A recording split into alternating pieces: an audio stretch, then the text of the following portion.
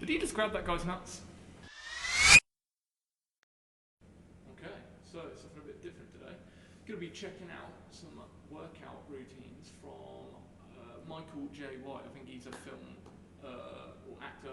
He's been in a few famous films. I know all I really know about him is he's a bit of martial arts as well, but Men's Health has stuck out a little video of how he trains. So we're going to have a little look, break down some of the things he does, see if it's any good basically. So let's get stuck in there. Some seat throws going on. Hi, this is Michael J. White, and I'm going to take you through how I train, especially when I get ready for movies.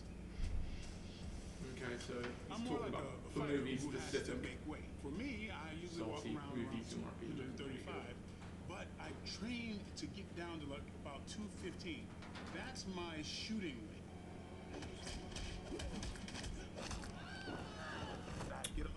Did he just grab that guy's nuts? I gotta watch that again. He just fully grabbed that guy's nuts and flipped him over. Eat right, and I do conditioning to maintain the muscle. Fitness for me is always balancing your body, and being a martial artist, that's very, very important because it's all about movement. And if you have a body part that is overpowering another body part, then your movement is compromised. I used to be like this because I did a whole bunch of bench pressing when I was quite younger, and all the weight from my shoulders and my arms were in front of my center line. So for years I had to really... Okay, so what he's talking about here, he's kind of talking about overtraining in one area. So he's talking about almost like asymmetry, so having one muscle more developed than the other. So in terms of posture, there might be an effect, but I'm pretty certain the science kind of says that it's probably not as much as an effect as you might think. So with posture, I think a lot of it is just down to being more aware and more conscious of it. So if you want to have better posture, just tell yourself to have better posture. Sit up straight, pull your shoulders back a little more.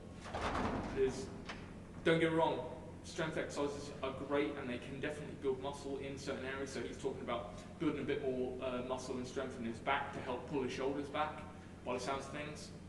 Like I said, it might have an effect, but it's probably not as big an effect as you think. So you're probably just better off just trying to be a bit more aware. And if you're always sat down all day and you just get used to sitting in a certain posture, you'll just start sitting in that posture or standing in that posture more often. So just try and bring yourself to be more aware of those things and just try and sit up a bit straighter and just, like I say, keep shoulders back, sit in good positions. The first thing I like to do when I work back workout is the dead hang. There's a good way to warm up because you're elongating your spine and the lower part of your body, you let your spine stretch. It actually feels really good.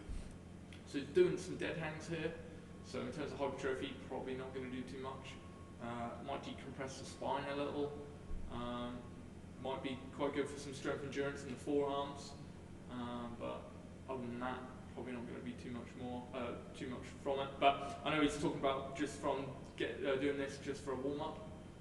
So things with warm up. Thing is with warm ups, if you do something that makes you feel better and move a bit better, then by all means do it. But a lot of times we can definitely overcomplicate our warm ups and think we need to do a ton of stuff before we actually start moving. But a lot of times we can just kind of jump in and get stuck in.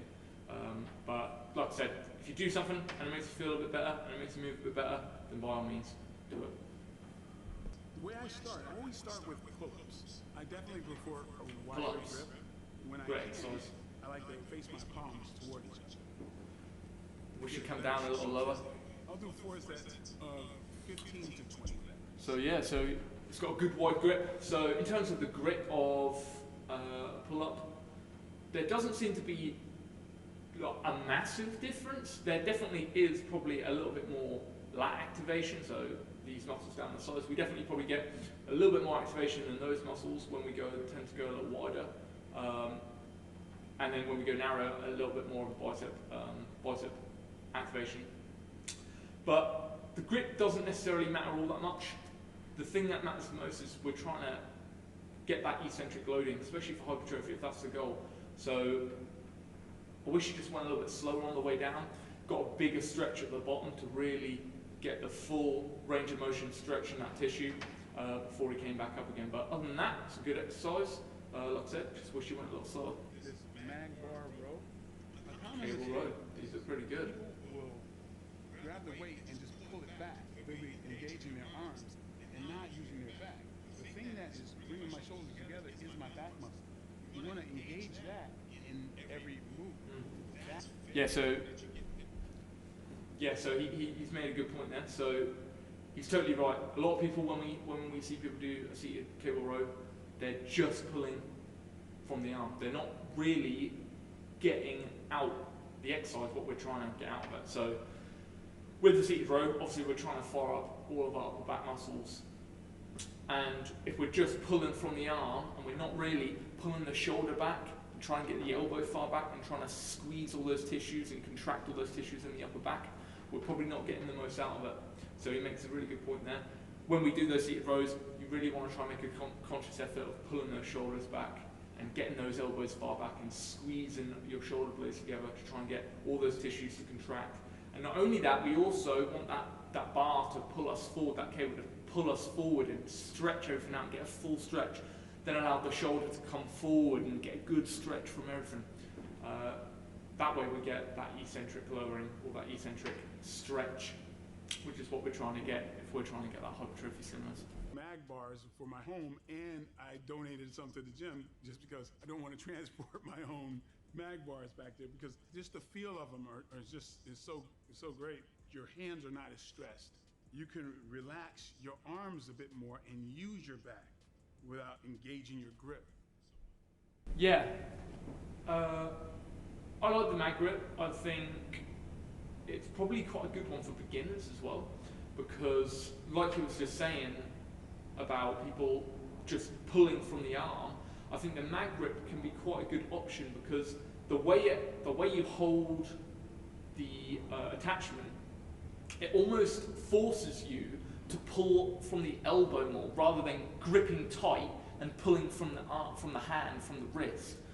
I find the mag grip's probably a little bit better if you're just starting out, to whether it's a lat pull down or a cable seated row, because like I said, it kind of forces you to have to kind of pull from the elbow a little bit more, because it doesn't allow you to get a good strong grip. You're kind of cupping the attachment rather than squeezing it. It's more, you're almost cupping it.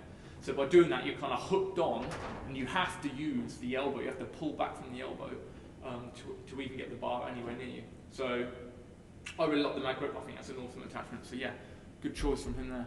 The next exercise is a reverse punch assisted with bands. So that's pretty much the most powerful punch that you can. Okay, so before we even talks about that, first thing I'll say is, if you're ever going to do anything to improve speed or power, you probably want to be doing that first before you've created a load of fatigue, because we want to be the best state. We want to be as fresh as possible before we try and do any of these exercises, because we want to be able to produce maximum amounts of speed and power to actually get the adaptations we want to get. Learning how to fire my hips from the ground, that made the difference. And so I applied that into my martial arts training and developed a very, very strong punch. A punch that people always said that it felt a lot stronger than my weight class. And so that's part of my... So band punches, you can use them. You've got to be careful with how you use them. So they definitely force you to have to accelerate the arm. You have to definitely create a lot more acceleration. So you will get a speed effect from the band. The only thing with the band is it might limit, or it might change the punch mechanics slightly. So obviously when we're punching, we want to make sure the technique of the punch is as similar to when you're fighting or performing the martial art itself. So the band, if that slightly changes that, we're not really optimizing the mechanics of the punch. The other thing with bands is, like I said, because we're constantly having to accelerate through the band, when we punch, without band, we get what we call this double peak contraction. So when we throw the punch, we're in a relaxed state. We then contract those muscles to actually initiate the punch movement. Then as our arm is then sort of flying through the air, everything relaxes again. And then on impact, we create this what we call second pulse, where everything stiffens and contracts on impact to create that thud on the end of the punch. With the band, because I'm constantly having to push against it, everything's always contracted. I don't really go through that state of relaxation and then contracting on the end. So we don't really get that same effect. Weapon that you possibly can. And so learning how to derive as much. One thing I'll add is, he definitely hits like a truck though. That's not me saying that he doesn't know how to punch. This is just me saying, in terms of optimizing things, if you really want to develop punch power, punch speed, there's probably better things you can do. The next exercise is an explosive bicep curl. Explosive Even bicep with curl. curls, I fire. I'm doing explosive movements. The Smith machine, it's got the tracks, and I fling that joker up as high. Straight away, for hypertrophy, this is definitely not optimal, okay? We know, science has shown again and again, we need that slow eccentric under load. We need that. He's not really getting that here. He's almost catching it at the bottom and throwing it up. So we need to have those controlled descents to actually induce growth. We need that mechanical tension. Secondly, the bicep, if we're talking about explosiveness, I'm just assuming he's doing this again related to his martial arts training. Bicep definitely has a part to play with punch mechanics. It's been shown to be very important for decelerating punches. So we need a level of strength and resilience in the punch. Again, there's probably better things he can be doing if he's wanting to develop punch power, punch speed. I mean, I haven't really seen him do anything for ankle, knee and hip extension. So obviously when we punch, when we throw more or less any strike, everything comes from the floor. So it's the way in which we're able to translate force from the floor up the entire chain into the fist. So those areas tend to be quite key for developing a harder punch, a harder and faster punch. So if he wants to get better at punching harder, punching faster, he probably wants to look into some jumps, some ballistics, some bounds, things like that. Training with me, look out for Outlaw Johnny Black. I think you'll like it. Okay, so another one of Men's Health's videos. Yeah, on the whole consensus, there was a couple of good bits. Like I said, punch stuff, probably could pick some better things to do, focus on some other areas. Really like that mag grip, really like what you were saying about the seated row. Pull-ups, awesome exercise as well. I'd just like to see a bit of a slower eccentric and a bit more of a structure at the bottom. But other than that, not too bad. Pretty good from Michael J. White. Yeah, let us know what you think of these videos. If you want to see more, hit the subscribe button, all the rest of it, bell as well. And yeah, we'll see you in the next one.